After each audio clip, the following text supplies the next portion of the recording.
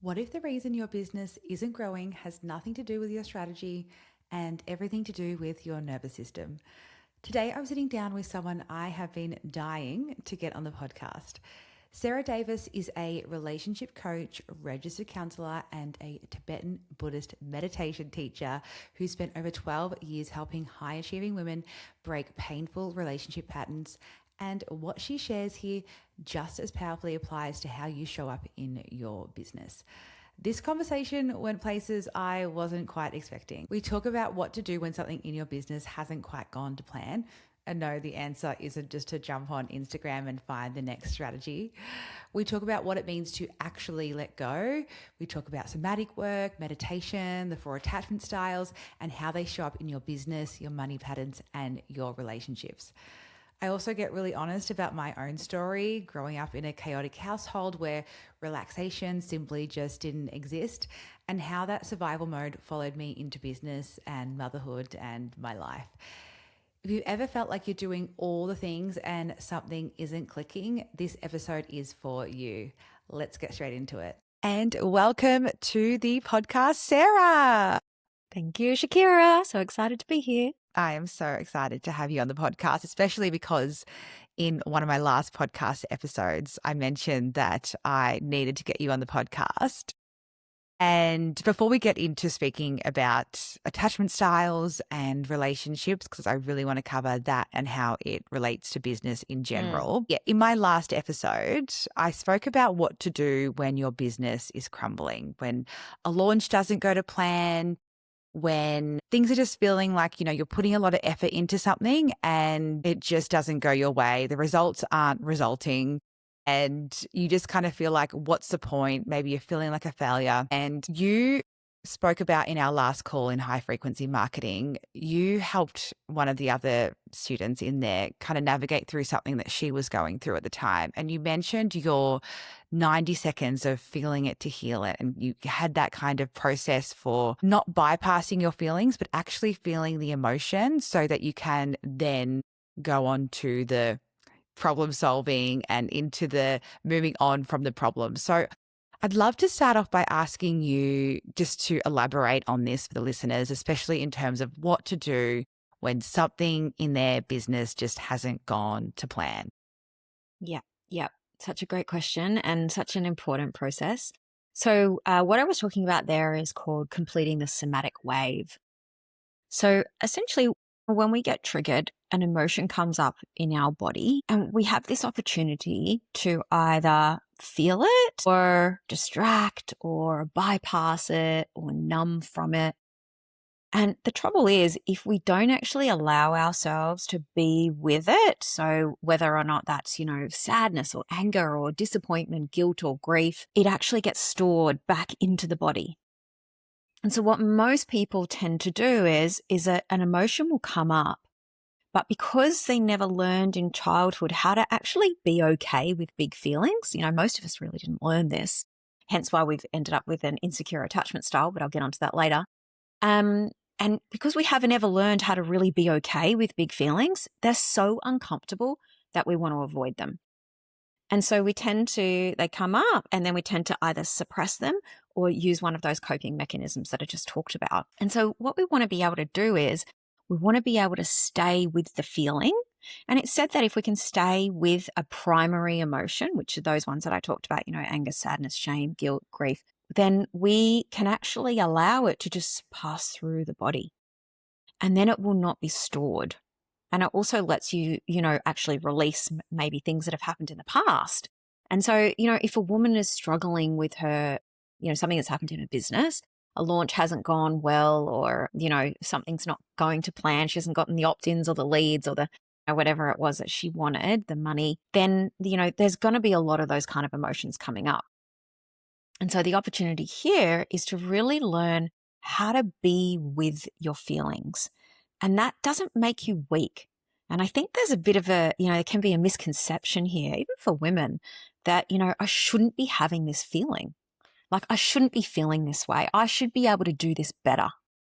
I should be stronger than this. I shouldn't even feel this sad, or it shouldn't even matter to me that I didn't make whatever the money is. But really, it does matter.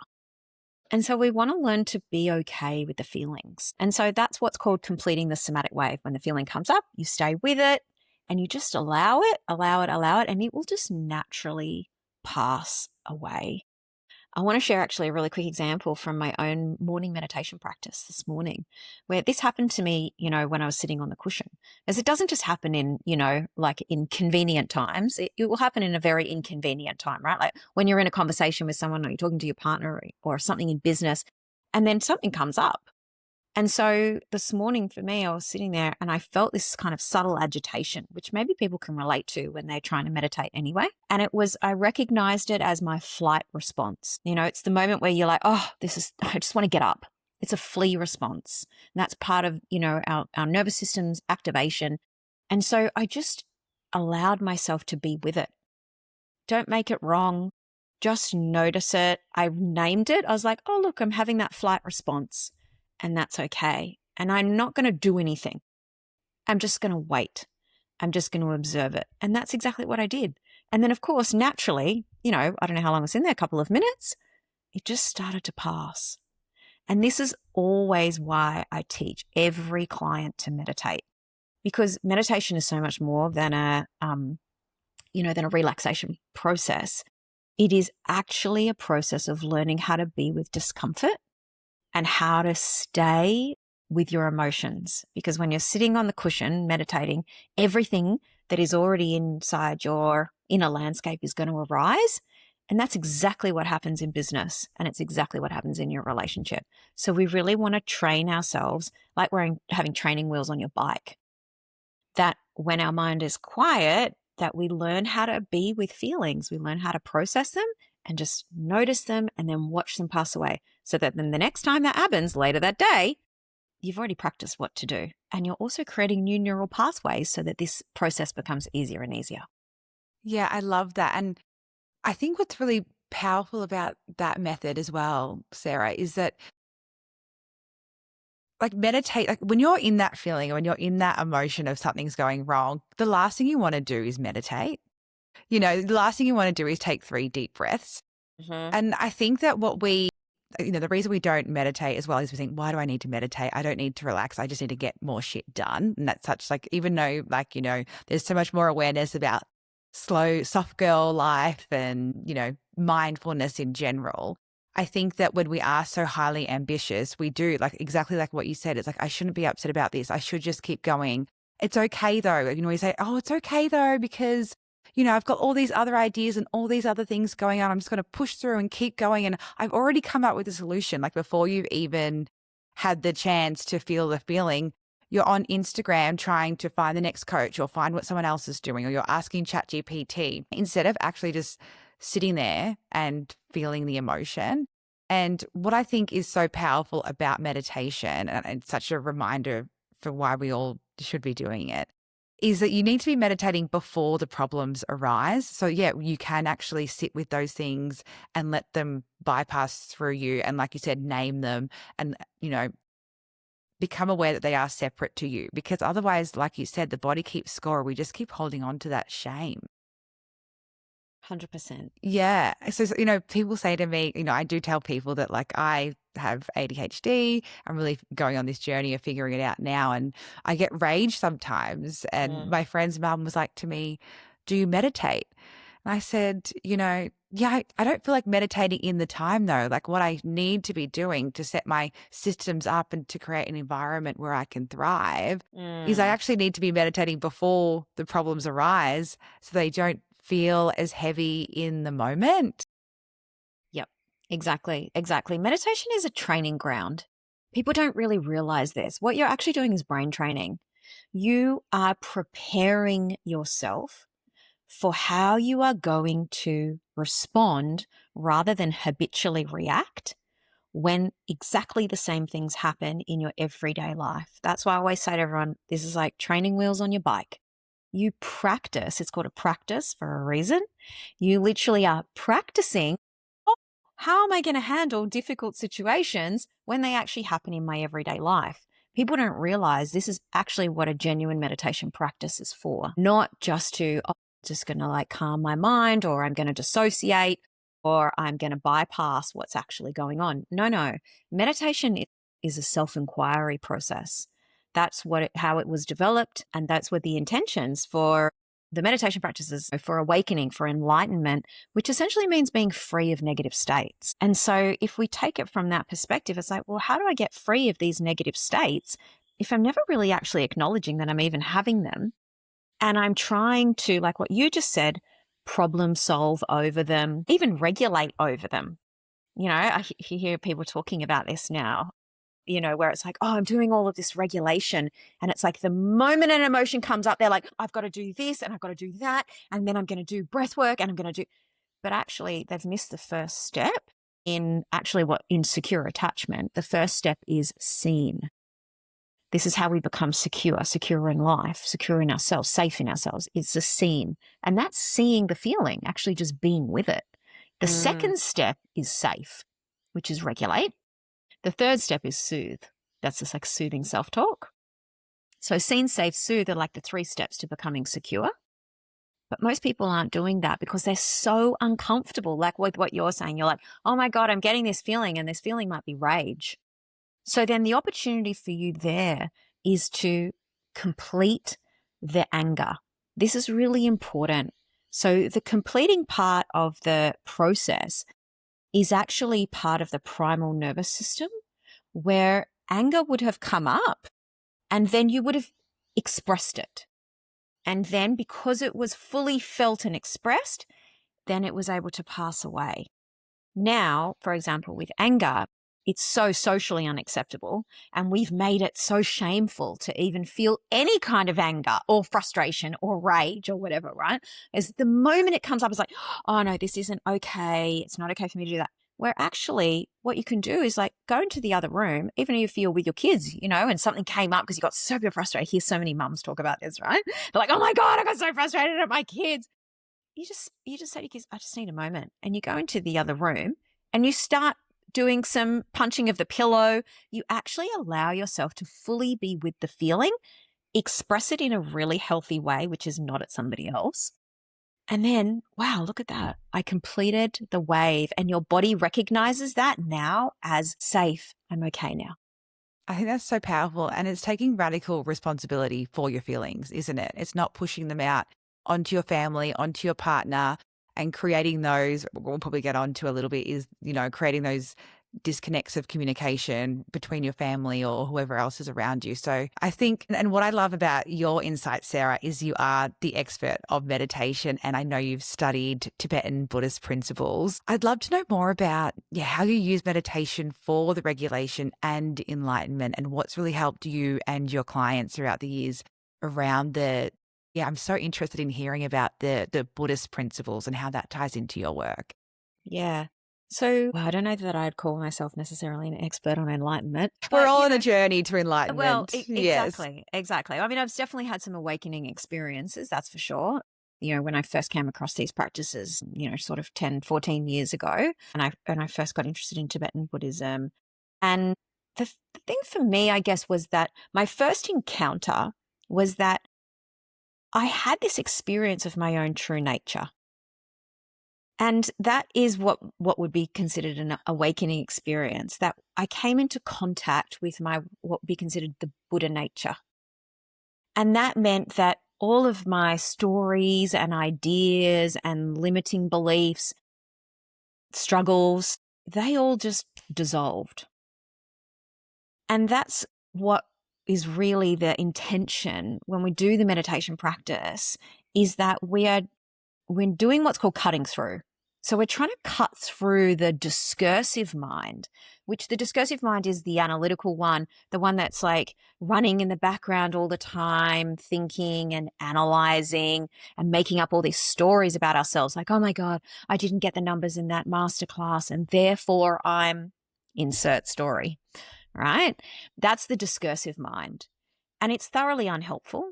And what it does is it clouds your Buddha nature. It's like a cloud over the sunshine of your bright luminosity. And what we want to do in the practice, which is why I love these practices, you cut through that. You cut through that every time you sit and you see things clearly. And the way that we need to see things clearly is that, like a lake, we see the bottom of the lake when it's still.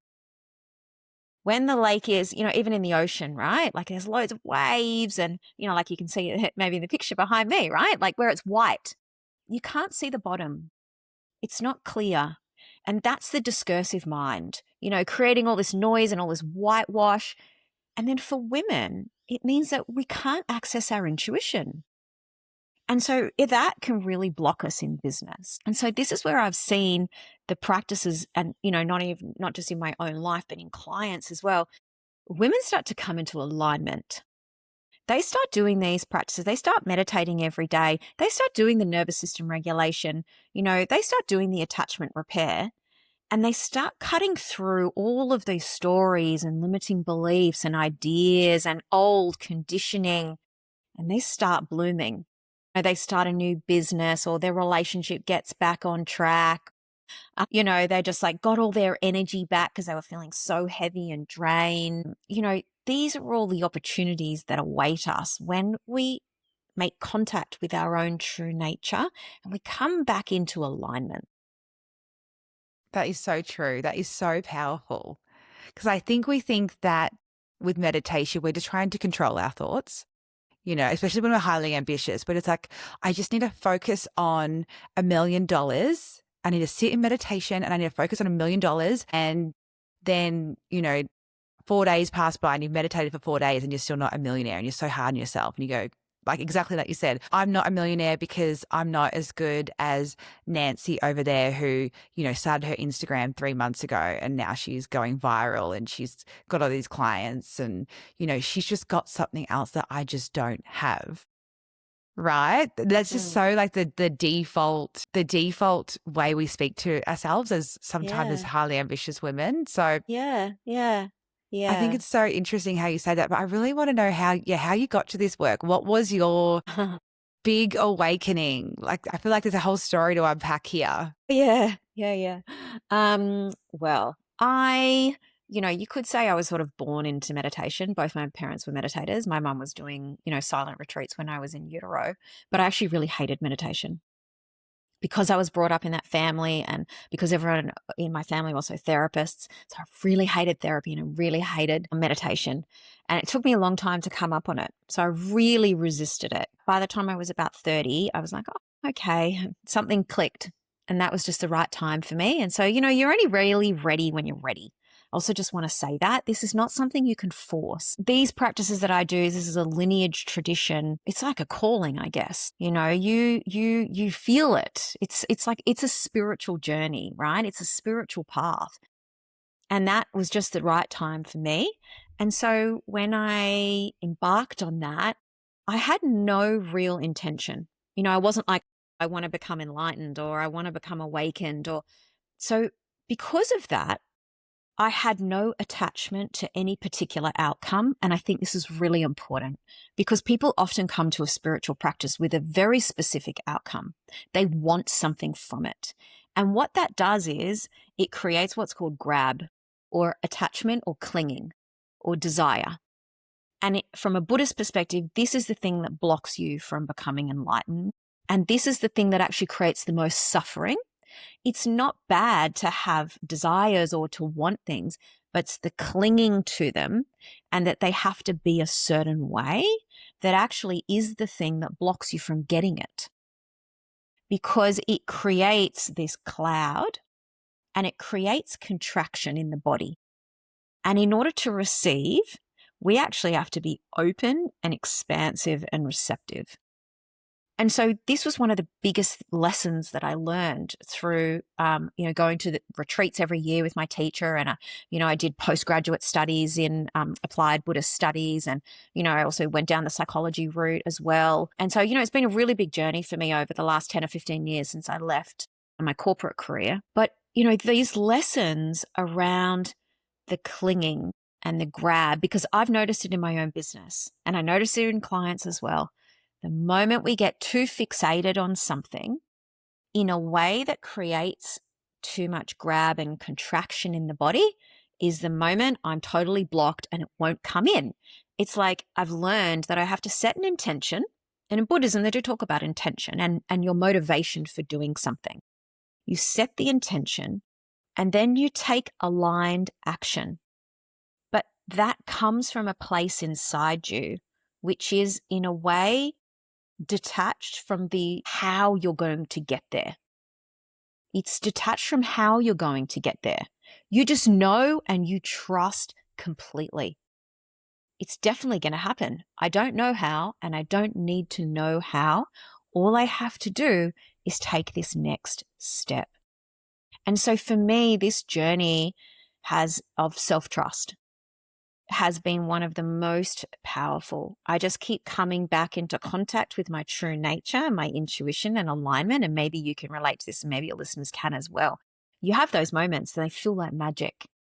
You're not worried about anything. There's loads of synchronicities. Everything just lines up. And you're like, wow, I'm not even trying and I'm getting new clients. What's happened here? Something has shifted in your energy and you're no longer grasping for it. You're actually just allowing it. Sarah, like that couldn't resonate more. That was such an amazing snippet of what you just said.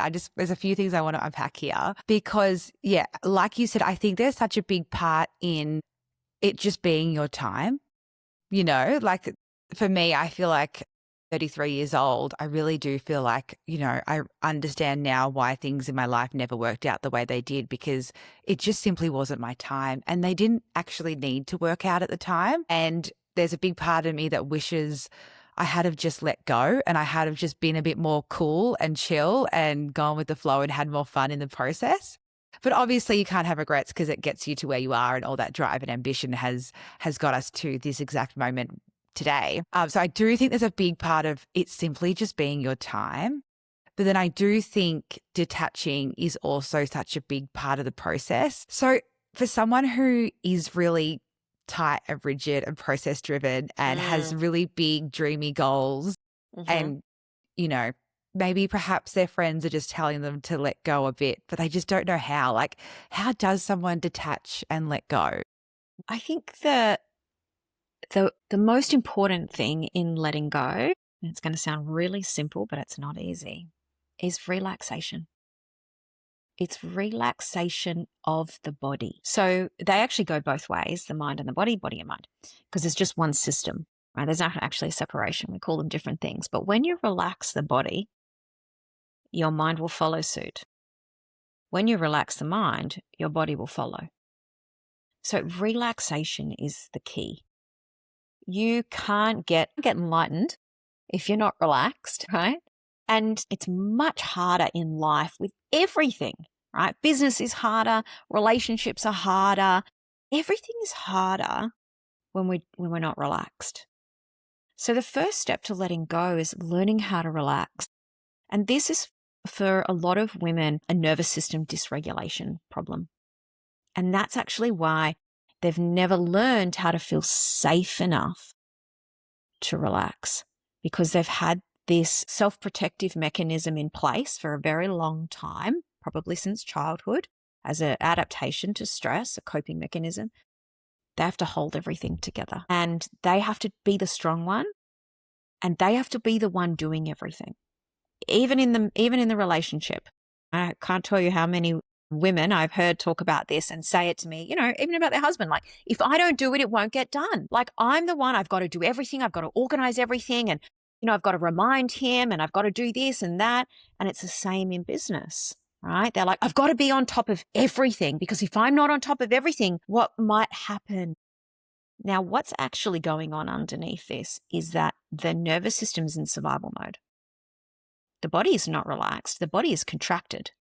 When we're in survival mode, we actually can't receive more. We can't receive more money. We can't receive more love. We can't receive more abundance because we're literally saying to the universe, I'm closed for business. I'm so freaked out right now. I literally have about 10 layers of self-protection.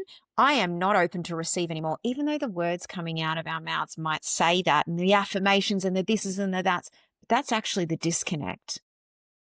Is that the body is not open and receptive and relaxed and in what you might know as your feminine energy. Actually, it's in survival mode. And when we're in that mode, we cannot receive more. And that's why the body also doesn't want to let go when we're in survival mode, because we're self-protecting. And you probably see it just like so clearly in other people, like where they're, where they're not getting what they want because they're simply in survival mode. But yeah, I do think some part of it is, just you just want to say let go, but sometimes it's like it is their own process and their own journey, and they'll get there eventually. Because I want to tell you a personal story of how this is really kind of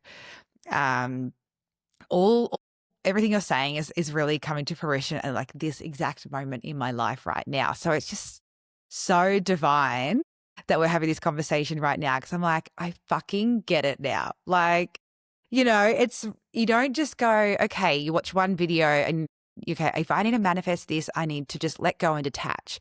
And it's not just being like, okay, I detach. Universe, I'm letting go. I'm detaching. Cool. Like, I'm detached now. I've told the universe that I've detached. So that means I'm detached.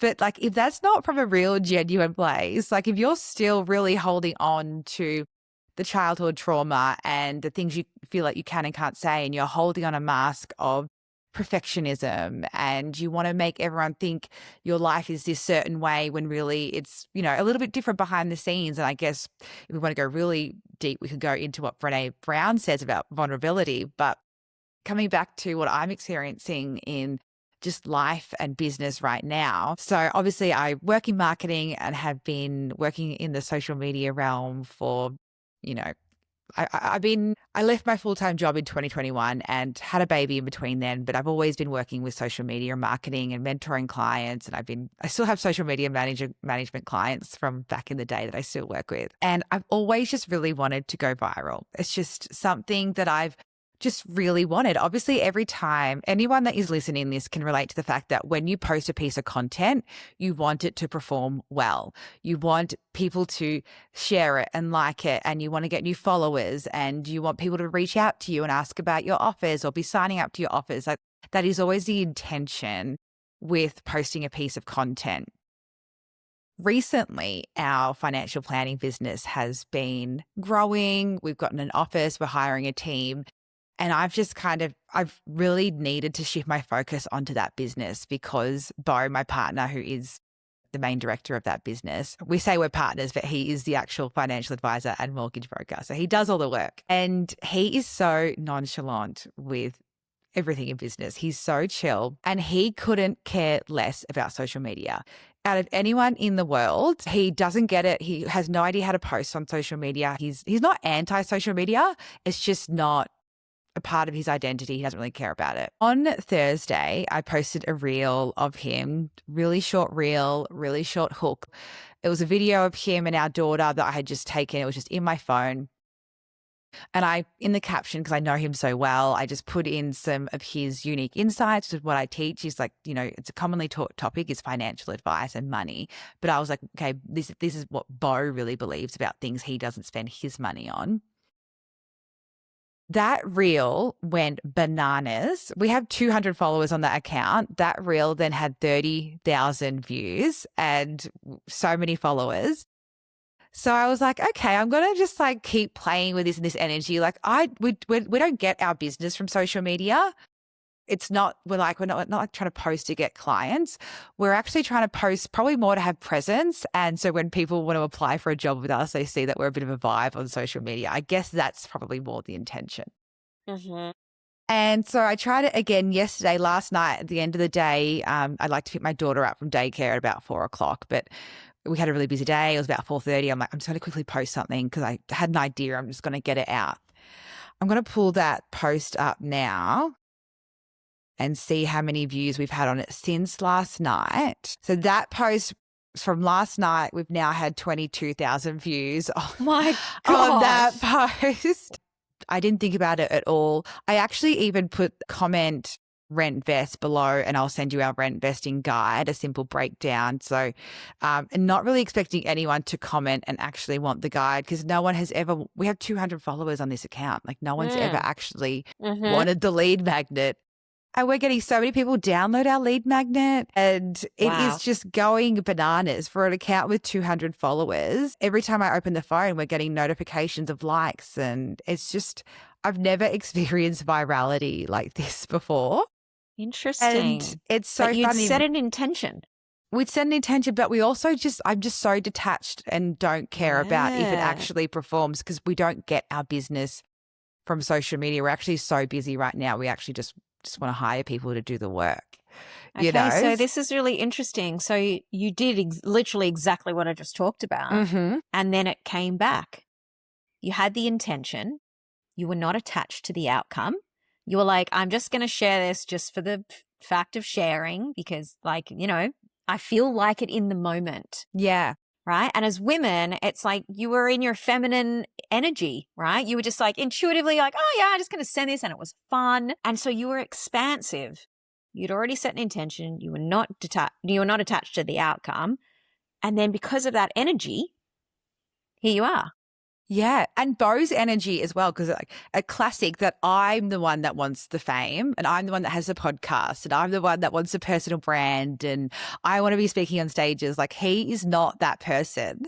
And I'm like, classic. Yeah. I've been working social media for years, trying to go viral, and I'm making my boyfriend an influencer by accident. You know, I was like, babe, you're going to have to get ready now.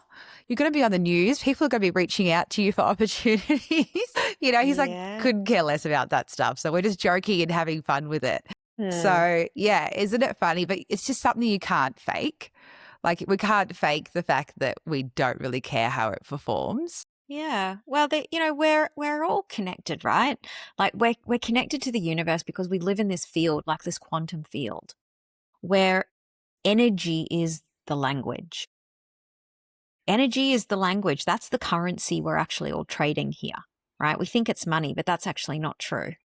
Because money is this like made up concept that humans made up, right? What is actually being traded here is energy, the frequency, the vibration. And that's where we're in contact with the universe, and everything is interdependent. And so the energy that's inside you in the moment, whether you're feeling expansive or you're feeling contracted, you know, you're feeling open and spacious or intuitive, or like, you know, you're in some type of shame spiral, like that's a really low vibration compared to the expansion kind of energy, right? And so that's what the universe is going to reflect back to you. And in Buddhism, these are the same principles that, you know, they talk about, like everything is non-dual. That's one of the key principles in Tibetan Buddhism, that it's non-dual. And what that means is that what you're seeing outside is a reflection of what is inside. Because there's this non-duality that's going on, right? It's not, we think it's dual. We think we live in this dualistic reality because we see everything as separate. But we know this is one of the key misconceptions of the ego. And this is why we do the meditation practice, and, you know, we do these spiritual practices, and, you know, we're doing all the work, the inner work, to be able to cut through and see how the universe is really constructed and what is really going on in ultimate reality here. And so the moment we can let go and detach, which is not a process, you know, the detaching is not a process, it is a feeling. And it's not that you don't care. You do care, but you are not clinging to a specific outcome. It's a feeling of relaxation. You're in self-trust. You're in trust. You're in union with the universe in that moment, because you are not grasping. You're not seeing it as separate. You're not going into a shame spiral. You're not thinking about how you're not good enough. None of those blockages are coming in that moment. So you're just like in pure perception. You're in pure contact with the quantum field, and then you have an instant manifestation. Literally. Like, literally. Can't make this stuff up. You can't make it up. You know, and it's one thing to hear it from someone, but to really actually sit here and be like, no, everyone, listen to Sarah. What she's saying is 100% correct. Because once you've experienced, you're like, could it really be this easy? Am I really allowed to relax? You know, from someone who came from such a traumatic upbringing, like, We had, for me, in my family household, I had a brother with like a really severe type of autism. My mother was a single mum who had anxiety and depression and probably ADHD herself. We lived with my cousin who had some other form of autism. My grandparents, my auntie who was deaf. I never had my own room, my own space. Everything was chaotic growing up. So relaxation didn't exist in our house, and it's I think we're the women who are now the CEOs, the leaders, the taking up space and having the personal brand. And no one's ever just given us permission to relax, because that's not what we're taught about survival. Yeah. And when you shift from being like, you're not on this plane to just survive, you're on this plane to live a really beautiful life and be relaxed and have fun and listen to your intuition. Yep. And just be joyful, like shine your light. Like shine your light, and your light will shine brighter when you are relaxed, when you're open and expansive and you feel that joy. Then your light just naturally shines brighter, and people are just more attracted to you that way, whether that's, clients or a partner or whatever it is, right? Like, because you're just like this bright, shiny thing where everyone's like, I want that energy. I want that frequency that you're on. Exactly. Yeah, I love this conversation. But yeah, I do want to move on to relationships and attachment styles, because I also want to cover how this feeds into our business. So for those of us who don't know much about attachment styles, aka me, can you tell us firstly, what are the attachment styles and how might someone identify with one or the other? Yep. So attachment theory, which is where the term attachment styles comes from, is really about the relational blueprint that we learned in childhood. So we have an attachment system, a bonding system that all mammals have. And growing up, from the time we were born, our body and our nervous system learned how safe do we feel in love? How safe do we feel in closeness? Is being close and in intimacy, being seen, is that safe? And if we had experiences in childhood where our primary caregiver was misattuned to our emotional and physical needs on a consistent basis, which from a lot of people, at least according to research, at least 50% of the population, but I think it's more like 75 really, if we're honest, that we didn't actually get what we needed in childhood. And so we developed adaptations to stress, essentially. And this nervous system blueprint became our way of operating in the world with other humans, with money, with our business, and we just don't even realize it. And so broadly speaking, there are 4 attachment styles. The first one is secure. And so this is like, love feels safe. It's okay to trust other people. It's okay if somebody also pulled away.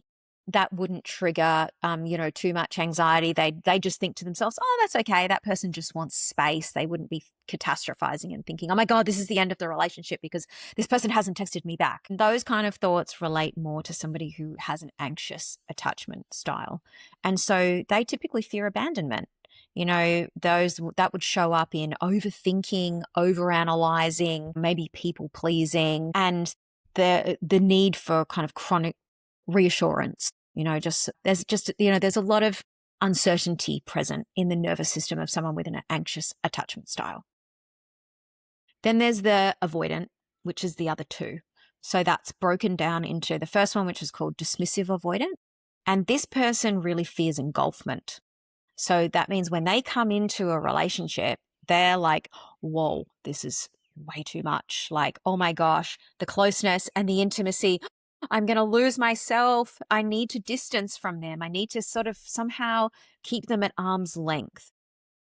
And so they'll do that through subtle behaviors, like, I need more space, or not responding to messages straight away, like, waiting days to respond, or not really making plans. And they actually need distance to feel safe, whereas the anxious person needs closeness to feel safe. The last one is called disorganized, and that's really just a combination of anxious and avoidant. So it's high anxiety with high avoidance, and it's also known as the fearful avoidant.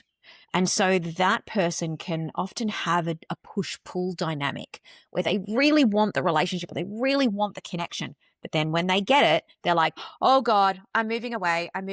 This is all too much, but I really want the connection. Oh no, but this is too much. And so you can see that in a push-pull dynamic. I think what, most people don't realize is that they have a primary style, because I've had a lot of clients also say to me like, oh, but sometimes I'm anxious and sometimes I'm avoidant. Like, so how do I know really which one I am?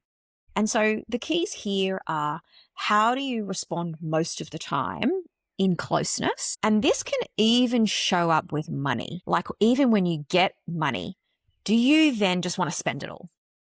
Because someone with an anxious attachment style, this is a bit of a pattern where it's like they're getting the closeness, like they're getting the abundance, they're getting the intimacy, they're being seen. And then they're like, oh my gosh, I'm getting it all. And oh, it's all here. But it actually generates a lot of anxiety. So what they'll do is then they'll unconsciously maybe sabotage it. And so, the key there is like, considering, well, how do I deal with closeness? When I get closeness, do I start to become more grabby and I want more and I can feel like I never get enough? Or when I come in for closeness, do I need to move away and have more distance from that person? Or am I in this really kind of push-pull thing where, like, sometimes I'm really in my business and sometimes I'm really not in my business, or sometimes I'm really into the relationship, or sometimes I'm really not into the relationship? It might be more of a disorganized style there. Or is it just that, you know what? I'm okay. I can handle the ups and downs of a relationship. I can handle the ups and downs in my business. And, I can manage it. My nervous system can stay regulated most of the time. I can, kind of stay in my window of tolerance most of the time. I might get dysregulated, but I can manage it. That's the goal, isn't it? I'm like, I've never heard of that disorganized attachment style, because the anxious attachment is just what is so common in social media feeds. So that's so interesting to kind of think, where are my patterns and how are they showing up in my business? Like, it can really help you think about, how else is this limiting your success? And it's so interesting. Like, what other ways do you see this showing up for women and limiting their success in business? Yeah. I think one of them is in business, overthinking. This would be someone who has maybe an anxious attachment style, right? Overthinking everything, needing to over-deliver. I think that's a big one. Like, I've got to give more. I need to give more. And because that's a kind of like an underlying people-pleasing need there. And that if I give more, then they'll see my value. Then I'll be chosen. Then I'll feel worthy. But I have to give and give and give until then maybe I'll be enough, really. And so, someone with an avoidant attachment style in business might have trouble, say, asking for support, because they're more like the lone wolves, the avoidants. They're like, no, I'm good. I've got this. I'll work this out on my own. And, they might also have trouble delegating, because they're like, no, it's okay. My name is Shakira and I have trouble delegating. Yes. And, it's also that they might tend to avoid vulnerability, right? So they might want to keep everything very unemotional in business. Whereas someone who has an anxious attachment style might feel like everything's really emotional in business and it's really personal, and somebody didn't like my reel or they made a bad comment and it's so personal. Whereas the avoidant person is just like, whatevs, that's not about me. I don't really care. But in business, that can also mean that they can become emotionally detached when actually vulnerability is a strategy, would be something that would help their business. Yeah, it helps. Yeah. And that kind of comes back to what I said about Brené Brown when she mentions how vulnerability is that missing key, because it does help you connect with other people, like especially in this world of AI and education and information overload. If you can learn to be vulnerable without, making it too emotional and taking things personally, like that really does feel like the sweet spot. Like, how does someone get to secure attachment? Like, obviously a lot of the things we've been speaking about on this podcast, but like, as someone who is highly ambitious and wants to reach all of those great levels, like, what steps would I take? Yeah. I think the key here is that even in business, it's less about having the right strategy and more about having a nervous system that can hold that success. And it is the same in secure attachment. It's the same principles, where we want to be able to hold the vulnerability. We want to be able to hold the closeness. We want to be able to be seen and be met in a relationship, even in the parts that feel like really exposed. And this is the same in business, right? We want to be able to be okay with being seen. And so that is about programming safety back into the nervous system. This is where the real work is being able to relax and feel okay with discomfort, and to be able to increase what's called your window of tolerance. So this is where you can hold discomfort without becoming dysregulated. Dysregulated means becoming either too hot, so that's like angry or frustrated, or like, we say, because you can literally feel the heat in your body, right? Literally. When you're starting to get worked up about something, you're getting overwhelmed even. And if you're in that too hot state, you're outside your window, your nervous system is dysregulated, and we never make good decisions when we're in that state. Okay, we never make good business decisions, and we never make good relationship decisions.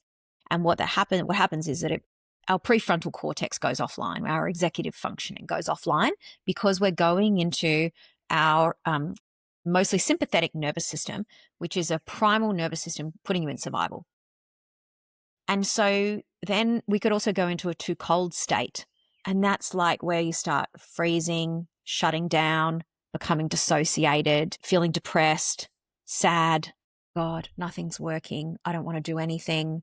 I should just quit. We're getting too cold then. And that's also outside of our window of tolerance. And so in order to become more secure, we need to learn how to expand our window so we can actually hold more discomfort without becoming dysregulated.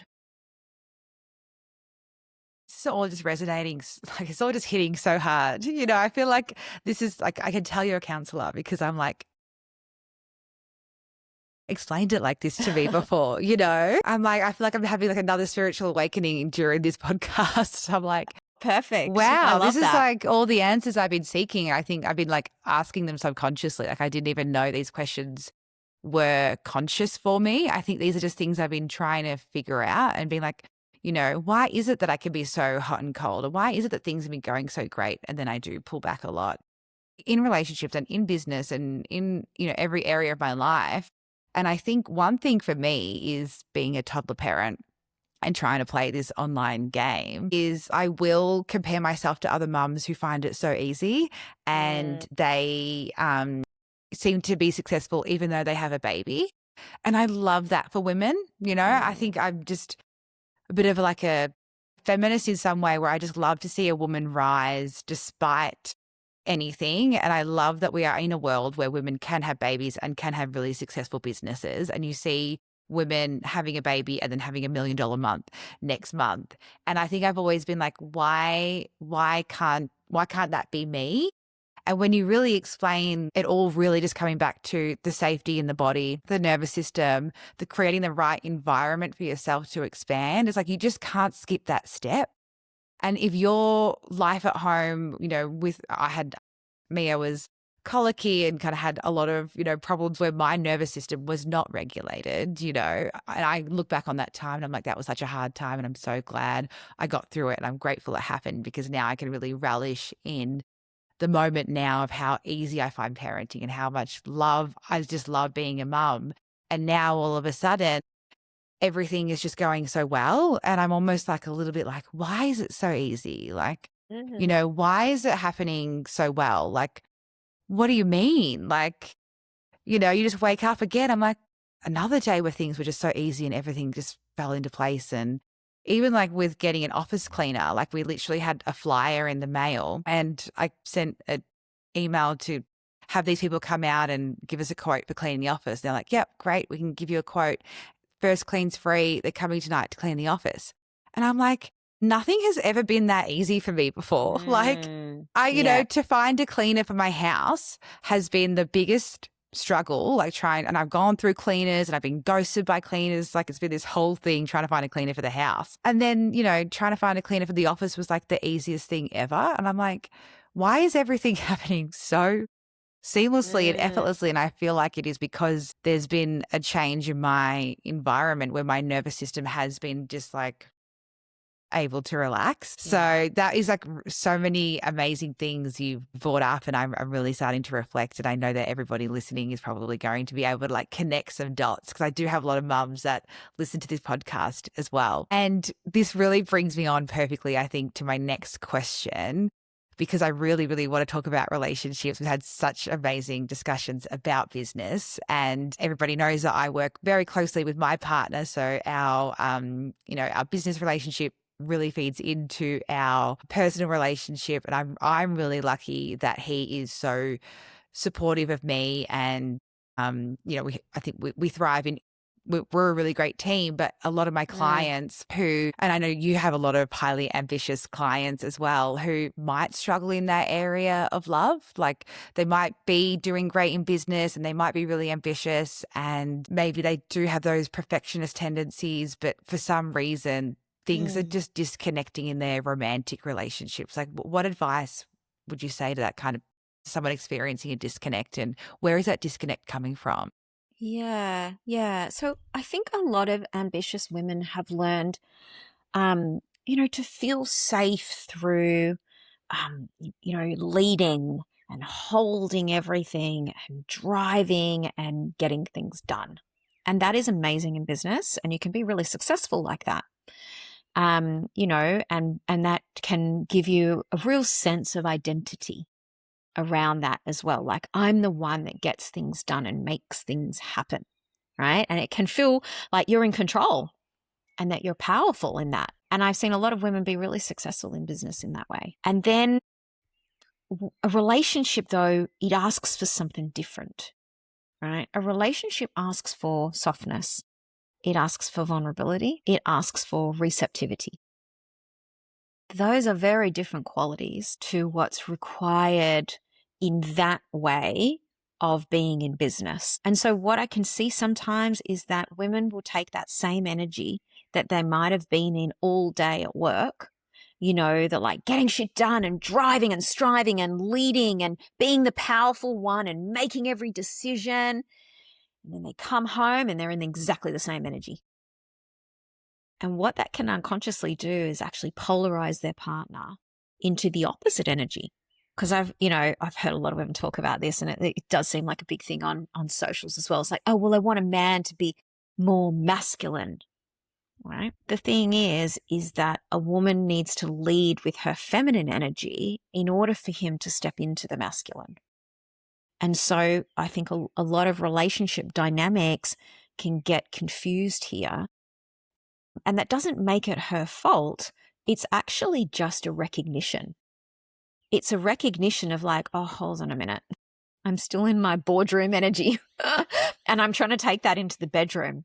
Yeah, this probably isn't going to work, right? So it's actually a recognition of like, oh, how can I just soften and let go in this moment and let him take the reins and let him lead and let him drive. And this does come, or require a level of trust, because I think then it comes back to the, oh, well, if I don't do it, if I don't, nothing will get done. Okay. So that would suggest to me that there's something else underlying, a mistrust in the relationship, that she doesn't actually trust him enough to lead her and to actually, do the things that are required. Or there can also be, and I've seen this so many times as well, is that women have a desire to fix or rescue or have everything perfect. And so the moment he doesn't put the towels away the correct way, or stack the dishwasher exactly the way you want it, or unstack it, or whatever it is, something really minor, then there's this tendency to want to kind of jump in and fix or rescue or change it or give him feedback. And then for men, I hear, they say to me, well, like, it's like I can't do anything right. And so then what they do is they decide, well, I'm not doing anything right. I'm only going to get criticized. So I'd rather do nothing, because then I won't get that criticism or judgment. And I've seen couples who've been married for, 20, 25 years, a woman come to me and say, oh, I think I need a divorce, and honestly make these small adjustments. And immediately she's saying to me, the next week or the week after that, like, I can't believe it. he's like actually being proactive and doing things, and like the whole dynamic feels different. And she wanted a divorce last week. And she's like, I can't believe it. I've just made these small adjustments, in how I speak to him, and just noticing her energy that she's bringing into the relationship. And also, these unconscious kind of need to rescue or fix or change him. She's like, oh no, I just stopped doing that. And I just let him do it, even if it wasn't perfect, but I thanked him for doing it anyway. And then amazingly, of course, because he felt appreciated, which is a real key value for men. And so I think for women in business, those parts of us that allow us to get things done in our business, they can also be helpful in the relationship, but we need to recognize when they're actually a different energy is required, or they're actually becoming unhelpful. And we need to be able to be flexible enough to move between our masculine and feminine energy and know and have this kind of level of discernment around when each energy is required. Now, that comes with self-awareness. Again, this is why I love the meditation practice, because that's an awareness practice. But as is, other off-the-cushion self-reflective practices, having a mentor, having a coach, having someone to work with who can point out your blind spots, because we've all got them. I've always said every coach needs a coach. Every therapist needs a therapist, because we all have blind spots that we won't see. And so getting support in this area is really important. And I see the women that do reach out for support and do say, hey, like, I don't know, what am I doing wrong here? Like, I just can't work it out, or they're at their wit's end or whatever it is, be able to receive feedback and make these subtle adjustments, and then things change. Yeah, it's so funny, isn't it? Sometimes you do need to engage a coach or hire a mentor for something that, your friend could say it to you, but you're not going to take that seriously from your friend. Like, there's something about taking a really bold move, like hiring a coach and being like, okay, I'm going to allow you to see all my flaws. I'm going to tell you exactly what's going wrong so you can diagnose the problem and help me keep moving forward. Because especially with relationships, you don't want to tell your best friend all of your dirty laundry and exactly what's going on. And those people that do tell their best friend, it's the blind leading the blind. It's like their advice might not necessarily be very in favor of your husband. It might be more in favor of the best friend. Everyone's kind of got their own biases going on. So when you hire a coach, it is a totally independent person that genuinely just wants to see you thrive and wants you to get to the outcome that you kind of came here for. Otherwise, what's the point? So I love what you say about the cutting through, because life is too short to just waste time diddly-daddling. Like, we should be seeking out those avenues where we can make those cut throughs and relax and just live a really thriving life and have a great relationship.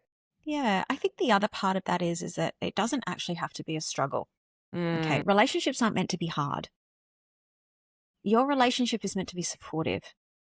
It's not meant to be this thing that you need to struggle with and like it's wading through mud. And if it feels like that, then that's the opportunity then to reach out for support. Like, none of us were given a manual. Look, this is how you do relating, and this is how you have a successful relationship. Like, nobody was given that manual and then necessarily raised with perfect role models either. And so we didn't actually get the information in our nervous system, in our brain, that we needed in order to have successful relationships. But often what I see is that we have this pattern of or belief that everything needs to be hard. I'm doing it the hard way. I kind of call it goes like a hard pattern. I've seen this so much, with people in business as well. It's like, I'm going to struggle and I'm going to get through it. And then they take that same energy into their relationship. And it's like, it actually doesn't need to be that way. Somebody actually could point you on the right path and kind of give you, a bit more of a blueprint and some tools so that you could, say, for example, communicate securely. If communication is a struggle, which, that's like a really big one for most relationships, right? Like, where the woman is like, oh, he doesn't hear me, and or he doesn't support me. And, from the men I hear, well, she doesn't appreciate me. She doesn't understand how hard I work. She's just always criticizing me or, telling me what I'm doing wrong or, these kinds of things. So these kind of relational patterns these are the times to seek support, not just to push through and like, oh, I'm just going to work it out, because you won't. You just end up damaging the relationship. And then I just see people drifting further and further and further apart when they could have actually intervened and then come back together. Exactly. Because we have such a narrative of like, oh, if it doesn't work out with this person, just, break up with them and get on the apps and go find someone new again. And you deserve someone to treat you better, girl. That's kind of like the narrative on social media right now. But it's like, yeah, but if you haven't done that work, you're just going to repeat the same patterns in the next relationship and have that same struggle. And in a few years' time, you're going to be in the same place. 100%. And this is such an important one, because this was a massive lesson in my own life, actually, was that it was actually, before I came to Byron, I've lived here for about 8 years. And before that, I was living in Melbourne for 2 years. And before that, I was in Sydney, right? And when I left Sydney, I had this idea that like I was going to leave Sydney and I was just going to start again. It was after a bad breakup. This was 10 years ago. And I was like, I'm going to start again and everything's going to be different. And of course, I moved to Melbourne and I realized I couldn't run away from myself. Right? Because I was still there. I was still there. Me, the patterns and all of my unconscious ways of operating, all the beliefs, all the conditioning was all still the same. And so then I was, of course, just ended up getting the same results, right? Whatever the pattern was at that time, I was just playing it out again. And I think this is really important because, the grass is not necessarily greener. The grass grows where you water it. So if you want a better relationship, then you've got to turn inward and realize, how is my relationship with myself? If I want love from somebody else, how loving am I being towards myself? Or am I being harsh and judgmental towards myself and getting the whip out every time I do something wrong? Because that is going to then show up in your relationship where maybe you feel judged or your partner is withholding love from you. But actually, it's just a reflection of what's going on in you. And once you recognize that and you can start to maybe change your self-talk, and show yourself some more self-respect and some, more self-appreciation, things start to magically get mirrored back to you. And it's also a key component in order to be able to give that to the other person. We can't give something we don't have. And that means that, if we want love from somebody else, then how loving are we being with ourselves? And then once we generate that, how can I give that to the other person then? And this is the whole process of relating, which is reciprocity. Yeah, I love that. And it literally comes back to everything we've spoken about on this episode so far with making your internal system right, because Robert Edward Grant, he's someone that I follow and love, and he speaks about the universe actually being the you-in-verse. So yes, everything that you're experiencing in your outer reality is exactly what's happening in your inner reality. Like if you change your inner reality, your whole external world can change. And that's exactly what, resonated with me when you spoke about earlier, when you said when women start doing this work, everything in their life starts to change and their intuition comes on. And exactly, they're playing with the quantum field and they're realizing that things are not separate. It's like it's all intertwined. And the more I do the inner work, the more I can raise my frequency and just have a really abundant, successful life. And it's not just about business. It's not just about my relationship. It's not just about my kids. It's about everything working together in such perfect harmony and getting the most out of this very short time we have on this plane. So I love how this conversation has really just flowed. This has been such an epic conversation. But before we wrap up, can you please let the listeners know about how to work with you? What offers do you have coming up? How can we get in your world? Yes. So at the moment, I have two things. So I see one-to-one clients, and my new program is called Relationship Rescue. And this is really all of my, best tips, tools, strategies, but working one-on-one. And I've got space for a few new clients at the moment. And then for anyone who wants something self-paced, at a lower price point, there's the Communication Cure. And so that is like a self-paced online course with, my best kind of tips, tools, strategies specifically for communication in relationships.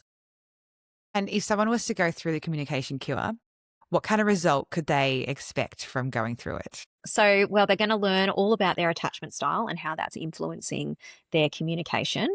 So their attachment style, their partner's communication style. And, you know, they might be going from where every conversation feels tense or any emotional kind of conversation leads to kind of shutdowns or arguments, to actually being able to identify their underlying needs, which is not something to do with laundry or the washing or the dishes. It's going to be something probably more like support or emotional, availability, those kinds of things. They'll be able to actually identify what is the real need that I am asking for here and say it in a way that actually lands.